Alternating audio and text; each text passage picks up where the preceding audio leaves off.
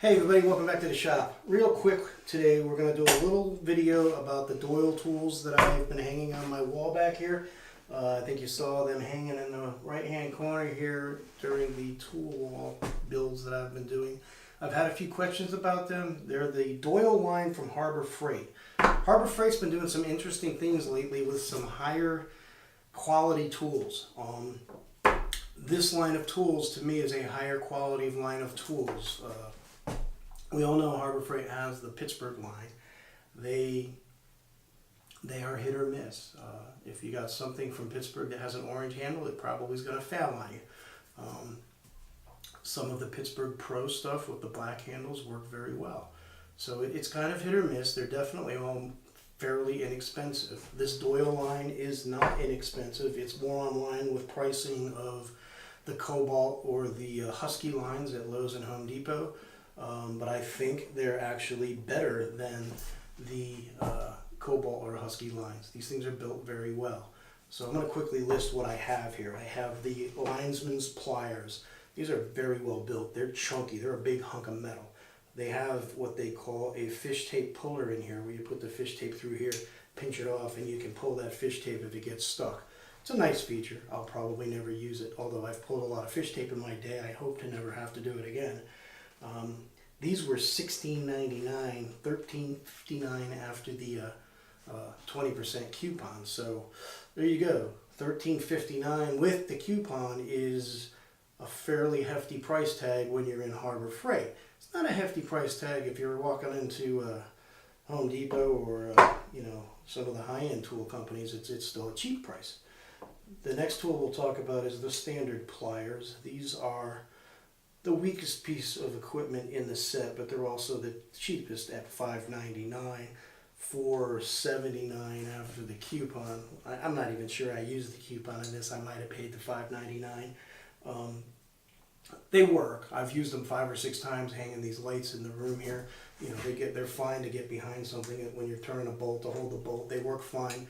They feel good in my hands. So for what they are, they're good, but they're not the tool I reach for first for almost anything.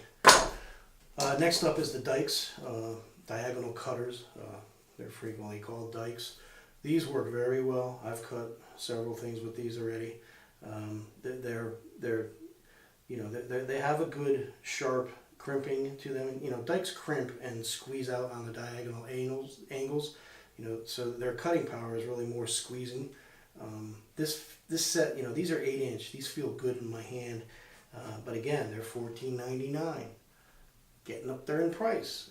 $11.99 after the 20% coupon. The next I'm going to talk about is the slip joints here. Doyle calls them groove joint. The reason I bought these, I actually have a pair of channel locks, which these are not. Channel lock is a brand name, but the channel locks that I own have a straight edge to them. You can see in there, these have a V-shaped groove.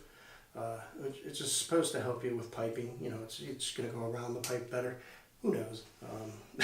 The pipes in my house are starting to give way. My house is 65 years old and it's all copper piping, and I've had a few leaks already, so I'm getting good at plumbing, unfortunately. The last tool in the set is the 8-inch long nose or needle nose. I call them needle nose. And I'm going to talk a little bit about these because these are, in the wood shop, these are the tool I use the most. And what do I do with them? It's very simple. I don't have a brad here, but if I was putting trim on something and I wasn't using an air gun for whatever reason, I would take that brad, put it in the needle nose, and take a hammer, get it started so that I would not smash my finger, which has happened quite a few times. It's the most used reason I use these for, and that is, other than cutting and bending wire, holding things while you're installing something is a great use for these needle nose because they reach into places. So they're good for the woodworker, and that's why I'm going to talk about this pair here as well. These are blue handled, and these are the Quinn needle nose. These are 7-inch, and it's the biggest set you can get, which is why I bought the 8-inch in this. They make a 7-inch set of these as well. I think this is also a fine tool. Honestly, they're a little gummy. They're a little harder to operate. You know, these are just, these are smooth. These are butter. These really are. These are a little sticky. But driving brads, you know, trust me, this will hold a brad and let you start it. You know what you're doing. Just as well without hitting your finger. So as a woodworker, maybe the Quinn line works for you because the prices I read here are pretty high. I think they're worth it because I'll keep these the rest of my life. You know, barring losing them, I'll never have to buy another tool like this again. The Quinn line, you know, they probably should last a long time too.